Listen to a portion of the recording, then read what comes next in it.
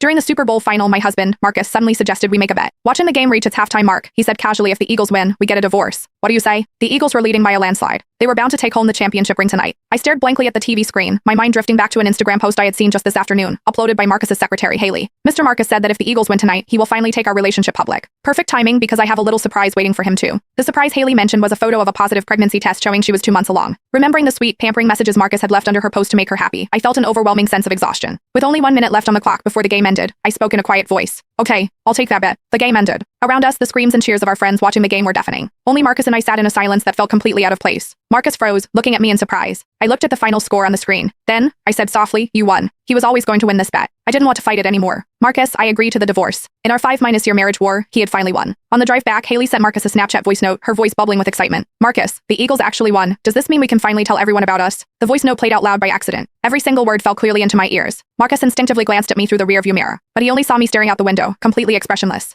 He cleared his throat. It was just a random bet before the game started. I was just trying to make her happy. But Marcus paused, his tone turning somewhat indifferent. Since I've been with her for so long, I guess it really is time to marry her. I gave a quiet have your lawyer draft the papers. Seemingly not expecting me to agree so easily, Marcus was slightly taken aback. Then he said, there's no need to rush it like this. I met his gaze calmly. We wouldn't want to delay your big announcement. It's better to sign the papers as soon as possible. After all, she's been waiting quite eagerly. I wasn't lying. Haley had been with him for 3 years, but she had never gotten the chance to show him off publicly. As long as Marcus and I were married, he couldn't bear to let Haley be labeled a homewrecker. Marcus stared at my face, trying to read my expression, but I was too exhausted. I just closed my eyes. I didn't want to say another word. As we neared the house, Marcus suddenly said, the power went out at Haley's place. She's terrified of the dark. I need to go over and keep her company. Okay, just draw me off at the next intersection, I said, not even looking at him. I was already too used to this. Marcus hesitated. Only after I stepped out of the car did he say, I might not come back tonight. I nodded, my face completely calm. Okay? After Marcus's car drove away, I stood on the sidewalk for a while. My phone buzzed. It was a Snapchat message from my best friend, Amber. Did you and Marcus leave early? I can't find you guys at the party. Marcus had hesitated for a long time about coming to this game tonight. Maybe out of guilt or maybe remorse, he had still ended up coming with me. I replied to Amber. Yeah.